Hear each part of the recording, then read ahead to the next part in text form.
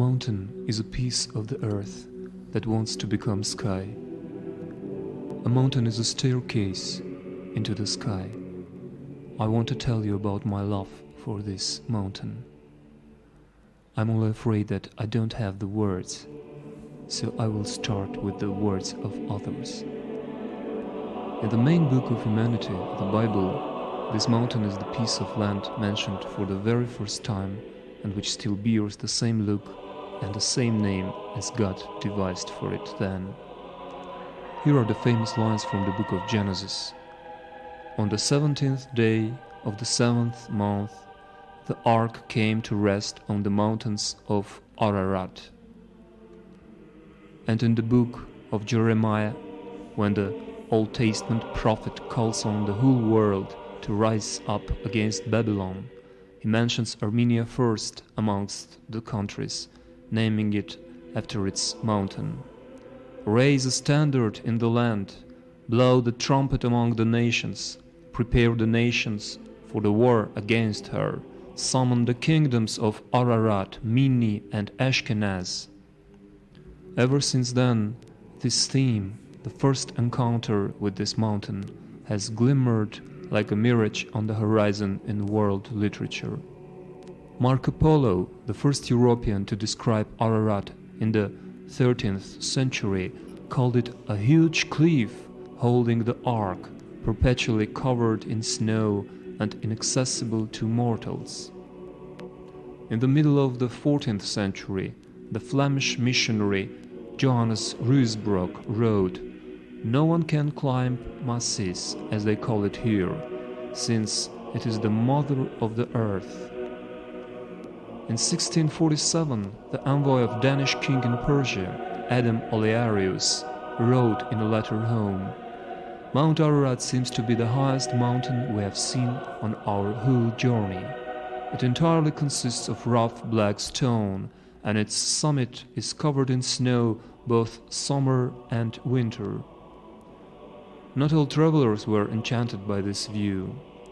In 1711, the French botanist Jacques Tournefort wrote in his diary, "This mountain, situated to the south of 3 churches, is the saddest and most unpleasant vision that there can be on the earth." But the German geologist Hermann Abich, who first saw Ararat in 1844, could not restrain tears of delight. This is what he wrote in a letter to his mother that day. "This morning I saw for the first time and then surveyed for half an hour this lonely but indescribably beautiful mountain in its majestic glow. In the whole world there is nothing finer than this double tower of nature's splendid mountain. All the mountains that I have seen until now pale before its kingly gleam. Etna deserves only to be a servant. Vesuvius looks like a pitiful hill. Where is it possible to find such diversity, such completeness combined with symmetry and order? Where else is it possible to find a similar harmony of 2 mountain peaks, forming a whole in their distance from one another, situated with astonishing precision on the border of harmonious unity? Where else except Ararat? And where else is there such a holy land as this, from which the world of human memory extends in all directions? Nowhere in the world." In Pushkin's Journey to Erzurum we read, "I looked greedily at the biblical mountain. I saw the ark moored to its summit with the hope of renewal and life, and the crow and dove flying out of it, symbols of death and reconciliation." It seems Pushkin was the first to use the now customary definition of Ararat as a biblical mountain. 100 years later, in 1930, after 5 years of poetic silence, Osip Mandelstam recovered his divine poet gift in Armenia, and the first verse of his last cycle were inspired by the mountain. Reed was forcibly returned to Buddhist Moscow, but before that I managed to see the biblical tablecloth of Ararat and spent 200 days in the sabbatical country called Armenia. Later, in his essay Journey to Armenia, Mandelstam confessed, "I have developed a sixth sense in myself, an Ararat sense, a sense of the pull of the mountain. Now, wherever I go, it's already a concept that will stay with me." In those years, the poet and philosopher Andrei Bely described Ararat as if a dream. "You look, it looks as though something vast has climbed out, all overgrown, with its head imprinted to an abnormal degree. It is farther up than all peaks and yet larger. And its body, strange and dispersed in the turbid air, is a ghost, depicted in pale lines, and the impression grows that the head, separate from the body, is a white planet whose fate is to collapse or to disappear forever into the sky, bearing away the era of the patriarchs. Is it a delusion to see in the 20th century the base of the ark, which has flown somewhere here in the air? No, it is extraordinary for Ararat to see the 20s of the 20th century. It is extraordinary for us to look out from this century at it. You look and everything goes blank. We turn our eyes away." The Spaniard Ferdinand Navarra, who climbed Ararat 3 times in the hope of finding Noah's Ark, wrote in 1955, "Whenever you see Ararat, it's always for the first time. 2 mountains stand next to each other, and it's as though the second small one emphasizes the size of the first one. An overall harmony reigns, which is not disturbed by a single disproportion. It is as though the white summit covered in snow hovers freely above the earth. Ararat makes all this individual and irrepeatable. It is hard to believe that there is a man on the earth to whom the name Ararat means nothing." That's enough quotations. Now a little about myself. Only about myself and the mountain, because the reason I have come here is the mountain, and the mountain doesn't let me go. My name is Sergei Kaifajian. My father is Armenian and my mother is Ukrainian. I was born in Armenia and I live in Ukraine. To be more precise, I work, eat and sleep there. My soul lives somewhere here, at the foot of Ararat. And like any real Armenian, I cannot find calm until I come, fall down and touch the main Armenian sanctuary, the mountain. I can talk about it forever, because it lives forever, like time itself. I was told geologists have worked out its approximate age. Big Ararat is around 4 million years old. The little summit is a little younger and is not yet 1 million years old. It's as though they are 2 colossal pyramids made of broken sand hourglasses counting eternity, or 2 sphinxes, the guards of time, or perhaps the mountain is a self-portrait of God or of 2 gods. Here is the grey head of God the Father, and here is the gentle head of Goddess the Mother. Or maybe this mountain is one body, the body of Mother Earth, the Mother eternally pregnant with all creation, and the big summit is her swollen belly, and the little one her breast. Once our country was actually called this. The Assyrians pronounced the name of the mountain as Urartu. That was why it was said in the Bible, "Summon the kingdoms of Ararat." For Armenians, this mountain is the incarnation of God.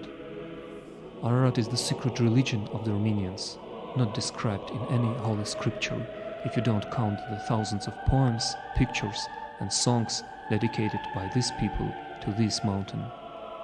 Nietzsche's Zarathustra says, "If you look for long enough into the abyss will look back at you." Here, at the foot of Ararat, it is not like that. Here the mountain, like an abyss turned inside out, is already looking at you. Here everyone lives his life, and we all live our history under the searching gaze of the mountain, under Ararat's watch. Here everything has happened already. As everywhere else, people live, die, laugh, quarrel, steal, work. but what they mistook for scenery turns out in the end to be the main actor. With scenery like this behind you, another, less tragic history seems almost impossible. Ararat is situated in the very center of the world. If you draw an imaginary cross on the map between 5 continents, 4 seas and 3 lakes, you find the two-headed mountain with the rumbling, pagan, divine name of Ararat. Here, between Van, Urmia and Sevan, scholars have located the ancestral home of the Indo-Europeans, who first discovered agriculture and cattle breeding, the wheel and the cart, who learned to tame the horse and to grow corn, to forge iron and make wine. They spread out from this plateau across the world, west to the cliffs of Ireland and east to the mountains of India. Everyone left except the Armenians. I think I know why. They stayed to guard their mountain. The Armenians are the custodians of Ararat. Maybe this is our historic task, national program, the meaning of our lives.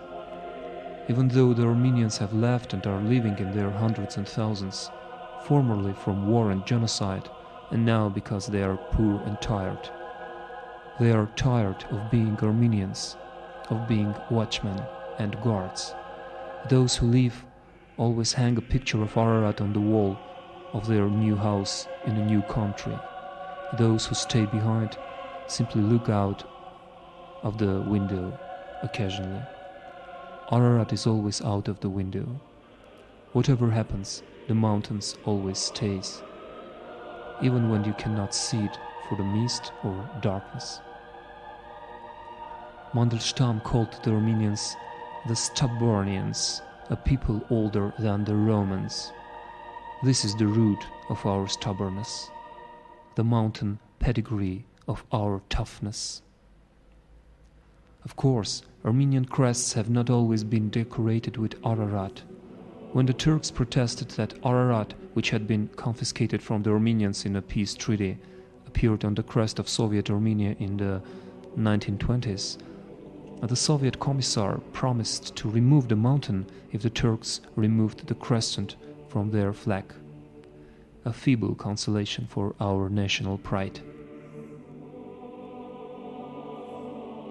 In this archival film from 1929, a Red Army soldier with a rifle stands with Ararat behind him in what is perhaps the first cinema footage of the biblical mountain. From now on, Ararat becomes a symbol of a frontier, the border of 2 worlds, Christianity and Islam. However, Ararat doesn't belong to the Turks either. It has long been a forbidden zone because of the constant armed clashes between the Turkish army and the Kurds. So it stands in no man's land, belonging to no one but God. Deep down, I'm glad about this. What would we have done with it if it had been on the territory of independent Armenia? Some 5-star Noah's Ark hotel with a casino and bordello? The Lord has preserved us from this sordid turn of events. Only a church can stand with the mountain behind it, the cradle of the Armenian church, the legendary monastery of Khor Virab, where Saint Gregory, the first patriarch and Catholicos of Armenia, suffered for 13 years in a deep pit. Standing here, I suddenly realized that the architecture of all Armenian churches, either unconsciously or by design, repeats the contours of Ararat, a large dome and a small one next to it, like the large and small peaks of the two-headed mountain. Is Noah's Ark on the mountain? What a stupid question. Ararat is the Ark.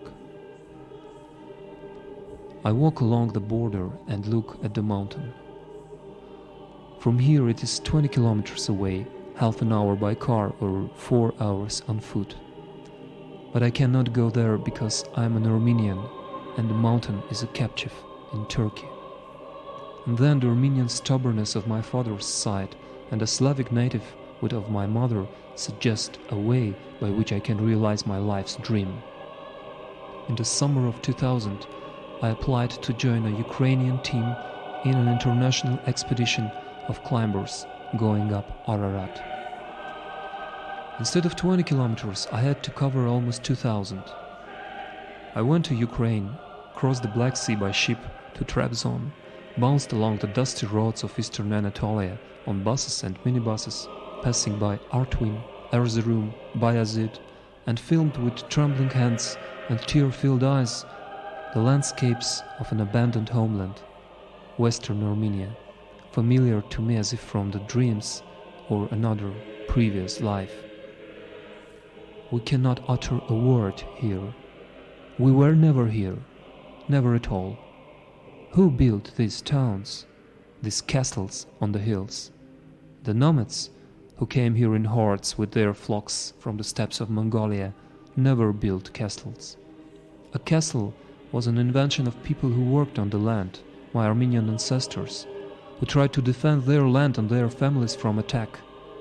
Where do these dances come from, which I saw at a wedding in Artvin, a copy of our Berd and Kochari, and this music played with zurna and duhol? Like an echo, it repeats our shepherds' songs.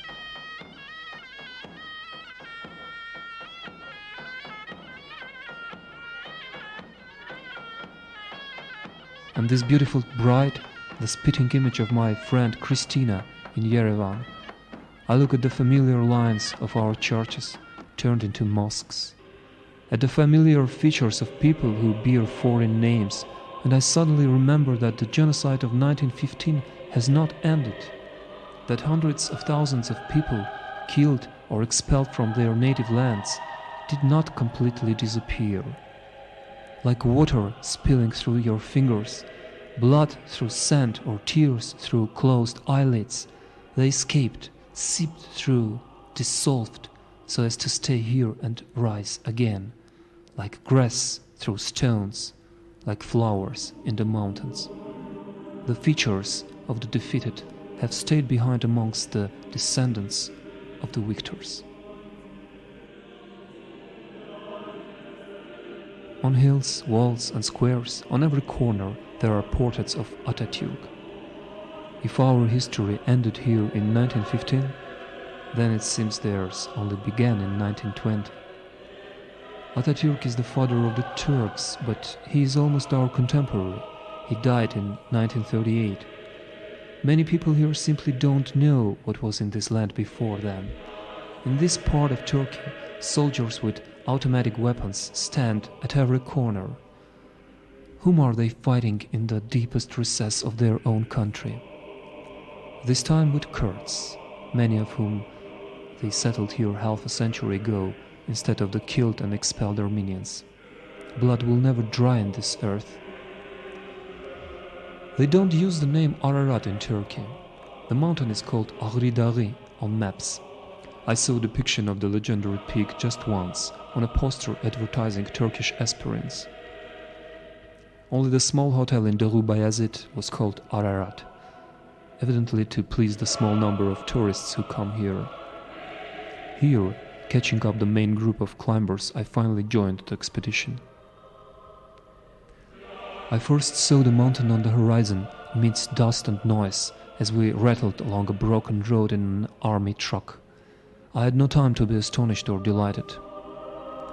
More than once I caught myself thinking that I would not recognize the image which I knew from my childhood and drank with my mother's milk on the magical, fantastical peak of my dreams and desires.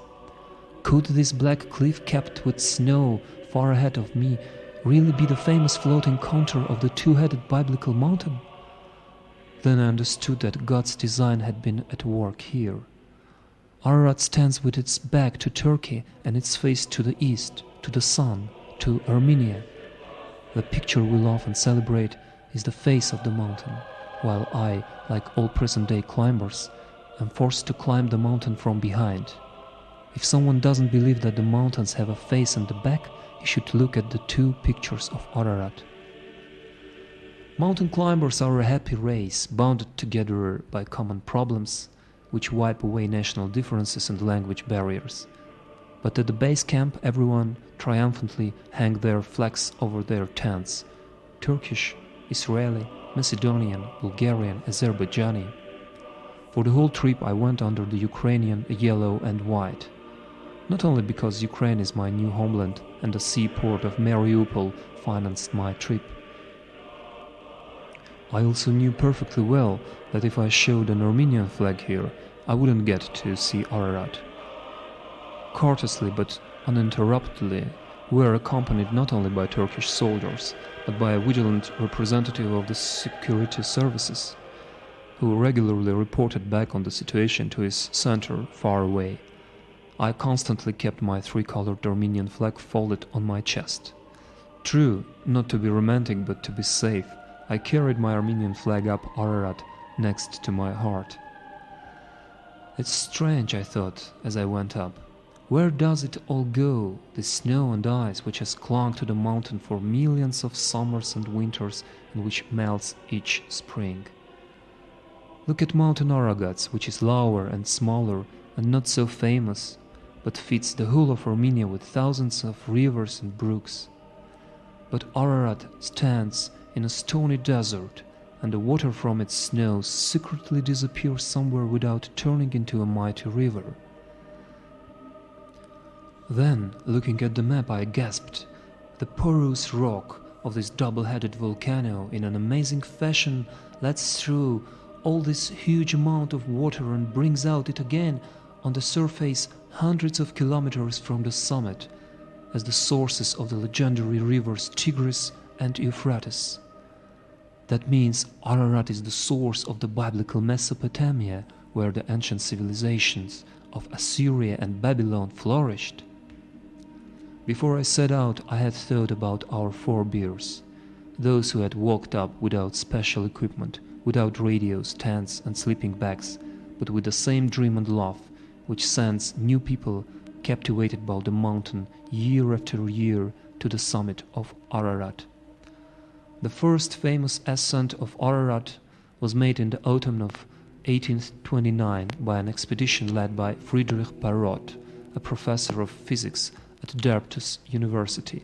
This expedition was carried out on the direct instructions and with the financial support of Tsar Nicholas I immediately after the Russo-Turkish and Russo-Persian wars, during which the armies of General Paskevich incorporated eastern Armenia into the Russian Empire.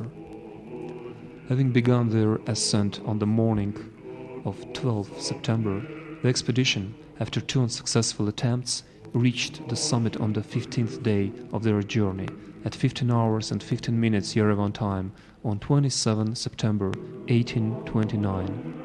6 men reached the summit: the German Friedrich Parrot, 2 Russian soldiers from the Jaeger regiment, Alexei Zdrovenko and Matvei Chalpanov, and 3 Armenians, Hovannes Ayvazyan and Murat Pogosyan, the peasants from the village of Arguri, and Khachatur Abovyan, a 20-year-old priest from Echmiadzin, who was also the author of the first Armenian novel, Wounds of Armenia.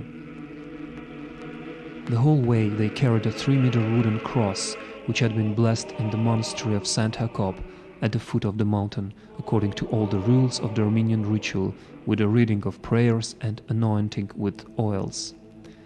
This is what Parrot himself wrote. There were serious difficulties in carrying the cross. Because of the steepness of the cliffs, it was impossible for 2 men to carry it. But the religious zeal of one of the Armenian peasants, 26 years old, Hovannes Ayvazyan, was so great that when the cross was about to be sent back, he took the enormous piece of wood on his shoulders and, like an athlete, with astonishing skill, walked with his burden, unafraid of the difficulties of the terrible journey. Abovyan then planted this cross on the icy edge of the summit, so that it could be seen from the valley.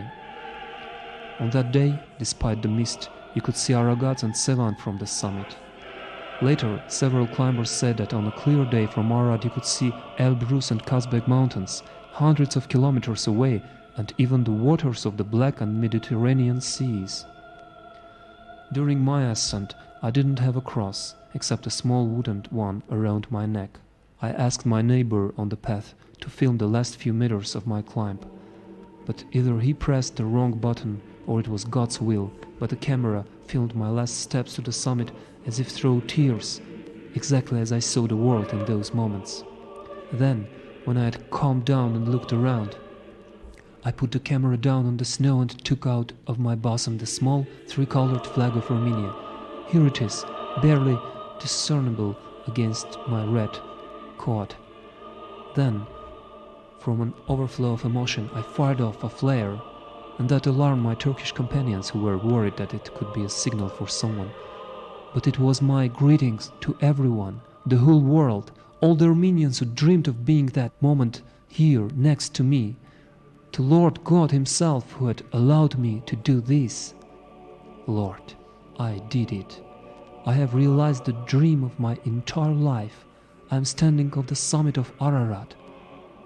At that moment, you don't yet gasp and you don't think about how the most difficult thing will be the life after this happiness, without this happiness. A life in which the main thing has already happened. And yet it is the only worth living, cherishing a dream in your heart and gathering all your strength for the sake of this moment of happiness. I have climbed Ararat. I have climbed 5,165 steps into the sky up this, the most beautiful staircase in the world.